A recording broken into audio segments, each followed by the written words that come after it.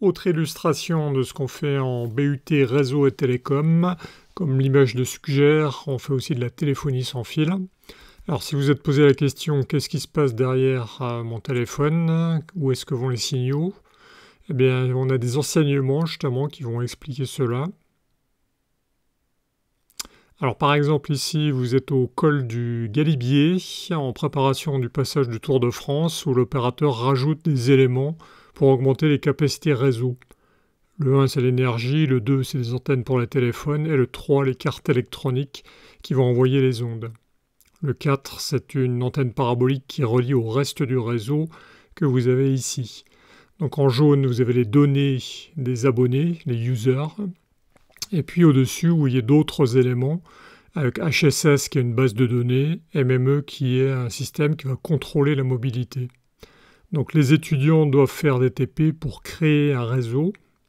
Alors je vous rassure, si vous êtes lycéen, déjà c'est du bac plus 3, et les étudiants ne doivent pas connaître par cœur tous les éléments qu'on va présenter ici. Donc ici, on va activer avec la virtualisation de l'application qui s'appelle Docker, un réseau 4G. Alors là, vous avez le sujet de TP. Donc je me rends dans l'espace où il y a un fichier de config pour Docker qui virtualise nos applications qui est défini. C'est un Docker Compose. Alors si je regarde à l'intérieur, je vais voir différents services qui vont être activés quand je vais lancer mes instructions Docker. Donc là vous avez Cassandra par exemple, et puis vous avez différents éléments avec des variables qui permettent de configurer le réseau. Ici je vérifie que pour l'instant je n'ai aucun conteneur Docker, et je vais activer les premiers éléments de mon réseau, à savoir une base de données, DB, Database. Donc là, je vérifie qu'elle a bien démarré. Alors, je vois qu'elle est encore en état restarting. Donc, je vais encore attendre un peu. Toujours en restarting.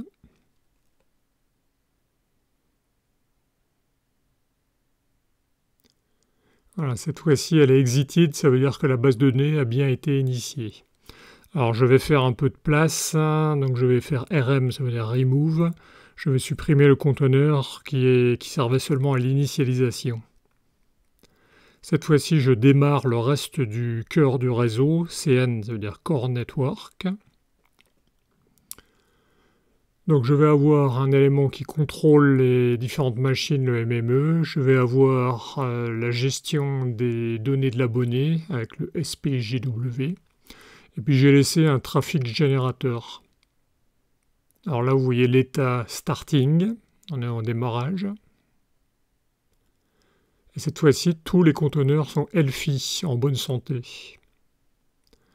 Donc ça veut dire que mon système, mon cœur de réseau est actif. Alors maintenant, je vais activer la partie radio, ça s'appelle l'ENB ou Inode B.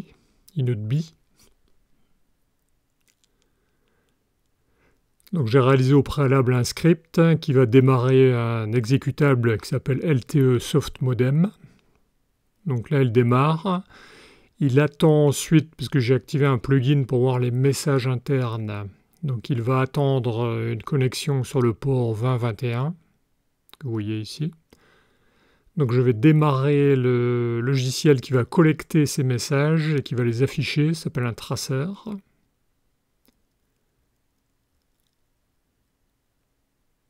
Et à partir de là, donc une fenêtre s'ouvre et on voit différents messages du réseau 4G. Là, on voit une forme d'oscilloscope. Là, ça s'appelle une constellation. Ça va indiquer quels sont les types de signaux échangés, les modulations. Donc pour l'instant, c'est vide, parce que je n'ai pas de téléphone encore connecté sur mon réseau.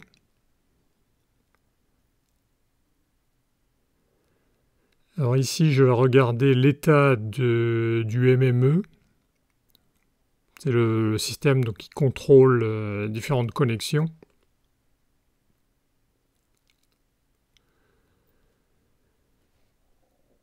J'affiche les logs du MME Et je vois que pour l'instant, on est en phase de adding inode.b. Donc il faut attendre un peu, j'avoue que je dois encore éclaircir le sujet.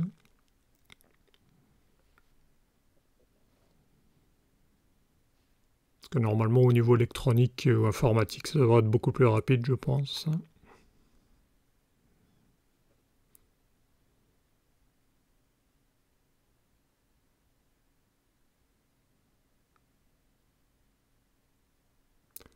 On fait un nouvel essai.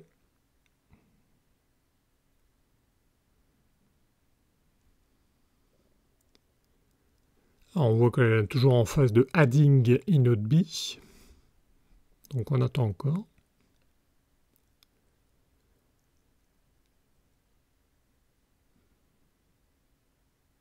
Alors l'inode.b, donc c'est l'interface radio. C'est les cartes électroniques qui vont discuter avec les téléphones. Toujours pas, il faut être patient.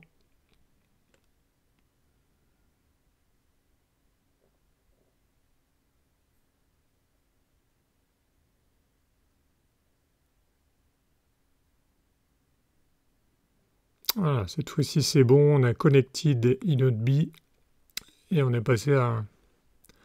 Donc cette fois-ci j'ai un réseau 4G opérationnel. Alors maintenant je m'intéresse à la partie téléphone, donc ça s'appelle User Equipment, UE.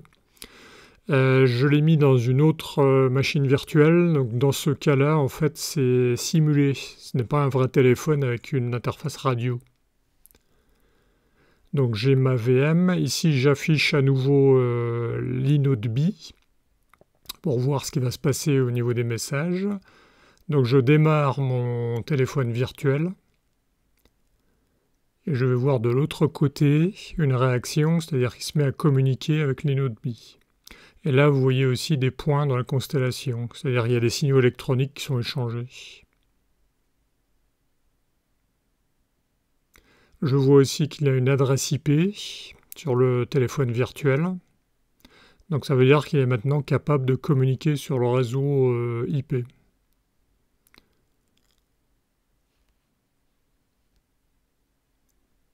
Alors je retourne dans les logs du MME et je vais vérifier que cette fois-ci mon terminal, donc l'UE, a bien été détecté, s'appelle attaché. Alors là aussi il faut attendre un certain temps. Alors je l'ai laissé en temps réel.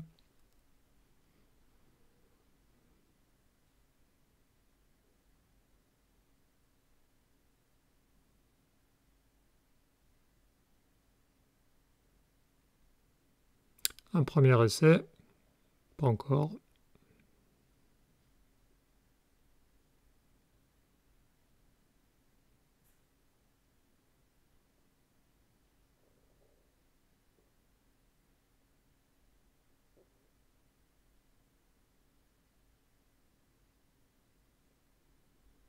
Alors cette fois-ci on voit que on reconnaît l'UE qui a été attaché.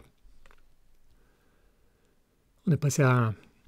Cette fois-ci, je vais créer du trafic. Donc, je vais utiliser des applications qui me permettent de spécifier l'interface, puisque comme je suis en simulation, en fait, j'ai l'interface Ethernet qui existe déjà. Et là, je veux utiliser l'interface qui simule la radio. Donc, le ping-i, ça me permet de spécifier l'interface. On voyait la constellation vide. Et maintenant, je déclenche mon ping. Et je vois que la constellation se remplit. C'est-à-dire qu'il y a des signaux qui sont échangés au niveau de la radio simulée. J'attends un peu, je vérifie que ça s'arrête, et que quand je redéclenche un autre ping, à nouveau je retrouve ma constellation qui se remplit.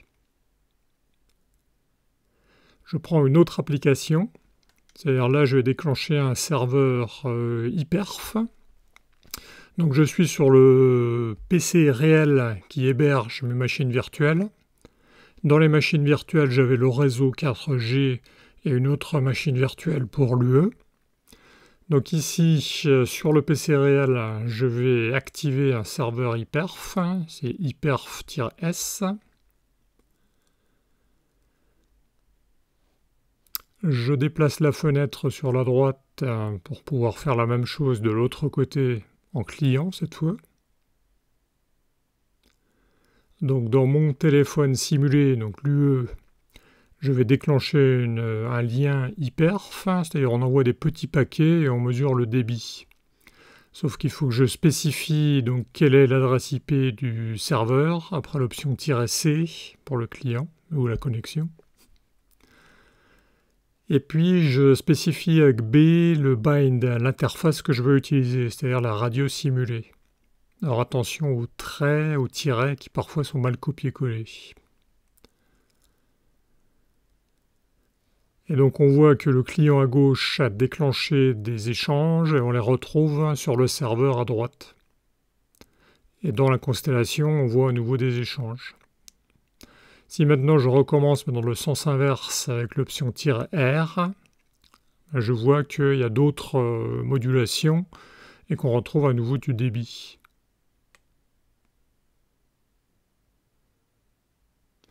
Donc pour finir avec une autre application où je spécifie l'interface à utiliser, donc mon interface radio simulée ici, je vais écouter une radio avec un flux Internet.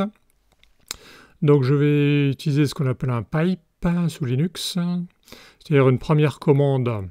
Je vais récupérer les informations de la radio, avec le wget qu'on va voir après. Ces informations, je les mets dans un tampon mémoire que je viens de créer. Et ensuite, je vais envoyer le flux que je récupère sur Internet, que je mets dans le tampon mémoire. Je le diffuse sur un lecteur qui s'appelle ffplay. Alors là, il me manque justement la lecture, j'ai mal copié-collé. Donc avec wget, je récupère le flux, là en l'occurrence c'est franceinter.mp3, je l'envoie -o output dans le tampon, et là je vois les fréquences de ma radio. Alors là, je n'ai pas activé le son, mais on pourrait entendre le signal. Donc voilà un exemple de ce qu'on peut faire dans les TP de 3e année. Donc là, c'est déjà assez technique. Si vous êtes lycéen, il y a encore du chemin avant d'arriver ici.